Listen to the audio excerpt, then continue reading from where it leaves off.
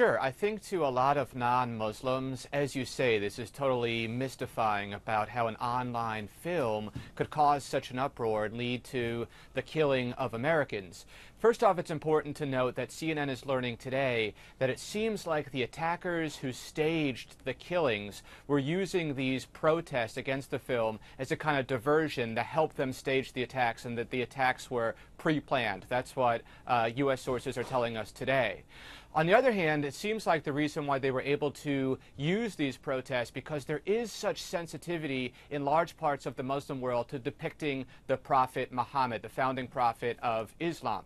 You know, even in Muhammad's lifetime in the 7th century, he apparently he cautioned his followers against worshiping him. He was a messenger on behalf of God or Allah, but didn't pretend to be divine himself. And so this led to a prohibition really, against depicting the Prophet Muhammad, because that would lead, he thought, to kind of worshiping the Prophet instead of worshiping Allah, God. And so that helps us to begin to understand the sensitivity around portraying the Prophet. Of course, this film that seems to have provoked the violence in Egypt and in Lebanon goes really a giant step further and doesn't merely depict Muhammad, but depicts him in a really denigrating light.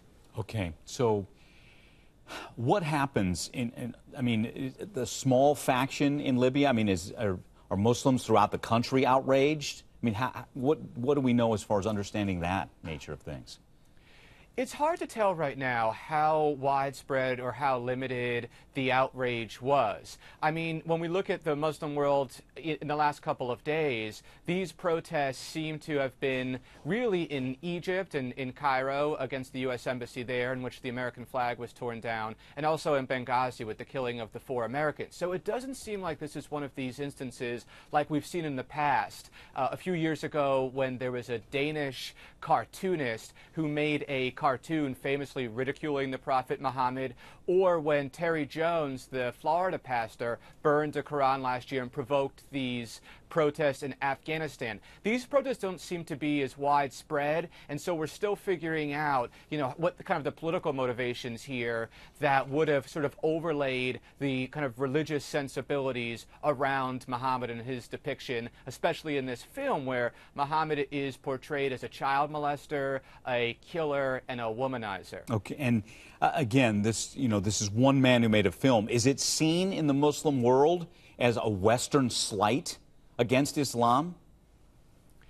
I think that's the overlay that it is. It comes on the heels of reports about mistaken Quran burnings in Afghanistan on the part of a NATO troop last year, on the heels of reports about Terry Jones, this Florida pastor who has burned a Quran. And so there's great sensitivity about this perceived disrespect toward Islam that I think is really wrapped up way beyond theology into U.S. foreign policy and this perception of Americans and the U.S. government as occupiers who are sort of keeping, who don't respect the Muslim world. And then it comes into, in their eyes, very sharp relief around a film like this that puts a very fine point on that perception. Okay.